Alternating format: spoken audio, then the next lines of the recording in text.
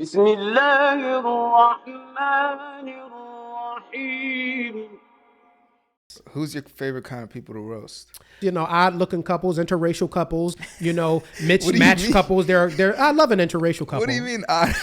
Yeah, an interracial couple is my favorite. You got a little ebony and ivory thing going on, a little, bowl of cereal with some honey in it, maybe. A lot of times when you think you're going to put milk in some cereal, some people have their little almond milk, a little honey, some water. You might have a little water in your cereal. There's all types of different couples. What race? What race is water? That would be Caucasian. That would be Caucasian because they're flavorless. You need water. You do need water. We need white people. White people, we need you. Wait, all right, run me through the flavors here. The flavors of person. I mean, you got your honeys, you got your almond milks, you got Who's your the goat honey? milks. Huh? Who's the honey? They're gonna be proud. Black women are honey. That's first and foremost. Black women are honey. If you got a little black and you got a little honey in ya.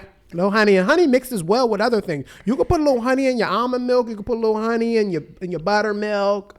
Honey can go with anything. Black women are honey. Honey don't go bad, by the way. Here's the thing. Some black women, agave. Agave. Have you ever? Agave is another form of sweetener. Takes it to another level. You know what agave will do? It'll blow your muffin cap off. Huh? What's a muffin cap? A muffin cap, that's your mind. Oh, because your Boom. brain looks like a muffin. Okay. Blow your muffin cap off to use agave. Some black women season like agave, but majority of them, of course, they're all honey. So anyway, different people. So is the agave better? Different flavor. Agave, I would think, Like is a level echelon. up? That's a level up. You got sugar, sweet and low. Even below sugar, you got sweet and low, Splenda, stevia, that type of stuff. Truella. You got sugar. Then you got brown sugar. Okay. Who's sugar in the raw? Sugar in the raw really is just a cap up where they get you where, it's just really granulated sugar that they put molasses or some sort of flavoring on. A lot of y'all out there that these sugar in the raw, I'm about to break the whole industry open. A lot of y'all out there, these sugar in the raw enthusiasts that you got to have sugar in the raw. That's nothing but raw. That's just white sugar that they've put some coloring on. How did we get here? Then you got your base level, your sugar. Everyone, sugar has been with us. Sugar it's tried and tested. It's consistent. You can have some sugar in your background. You can never go wrong in a situation where you need to put a little kick in something, even something sweet and savory and sauces. Sugar is going to be your bottom line. Sugar is probably our base level people. Most decent people is a sugar. We all got some sugar, right? Most base level people got some sweetness. Bam, throw a little sugar in there. No race, nothing. It's just absolutely the human spirit is if sugar. you will. Yeah, there's not a lot of agaves out there. You find you an agave, man or woman, agave, you better put a ring on it. How would you define an agave? Is it based off person or is there like that's the full package. I'm spiritually, financially, physically, and mentally astute and sound. That person, they got it all together. Okay, they got a God that they believe in, even if it's not a law. That's the one you should believe in. Come on over, the water's fine. That's for all your non-Muslim listeners out there.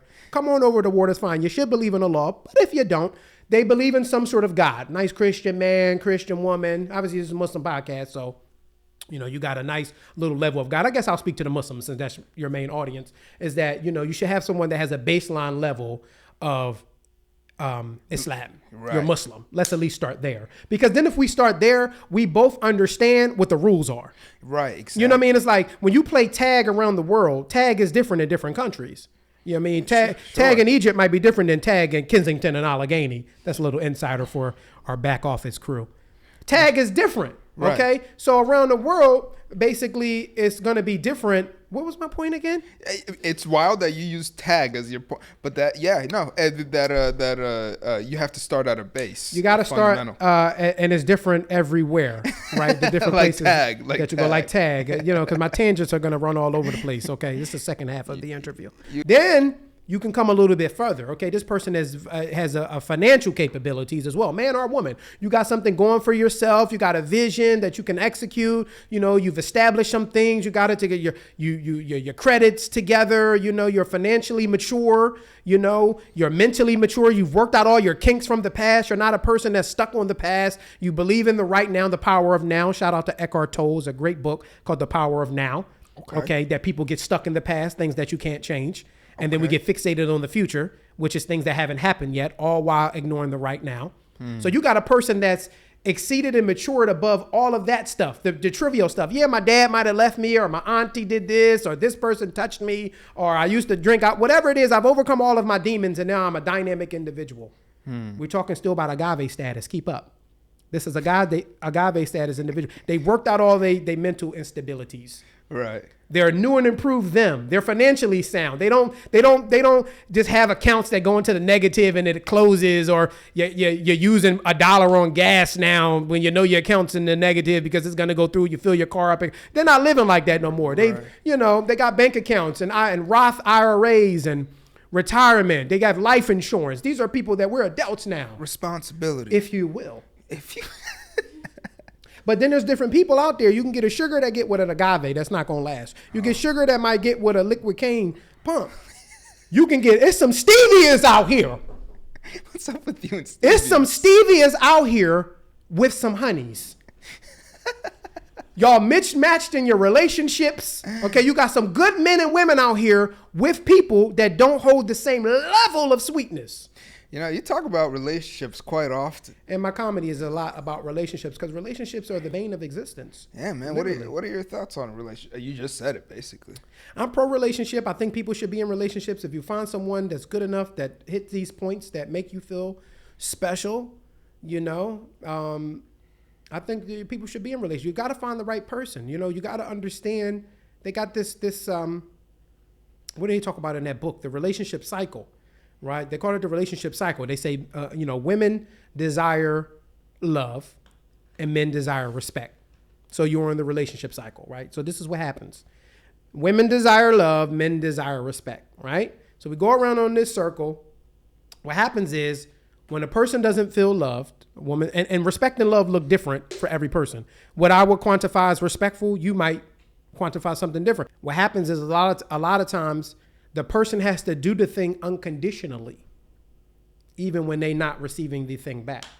So that means, sometimes a woman will say, well, I'm going to show my husband unconditional respect, even though I don't feel loved all the time, whatever that looks like in different moments, or a husband saying, I'm going to show my wife unconditional love, even when I feel disrespected. You have to do the thing unconditionally. Otherwise, sometimes you have to do that. It takes doing that for the cycle to be whole, to get whole again. Because then what happens is people start being like, well, I'm not going to show you no love because I feel disrespected. I'm not showing you no respect because I don't feel love. And that looks different in every situation. And it could like be as simple as making the bed. It could be as simple as, doing the dishes. It could be as simple as a financial decision that whatever it is, how we quantify love and respect is just the umbrella things. But the instances are the things in relationships, the compromises that people make and have to be willing to make. And you might have to be willing to do the thing even when you're not getting it back. That's a relationship. But sometimes I think why I talk about relationships so much, because it just fascinates me, people deciding you're going to be my person. You're going to be the person that I'm going to go through all of these things with, all of my nuances, my quirks, it's so easy to fire an employee, get rid of a friend, but your children and your spouse, they're there.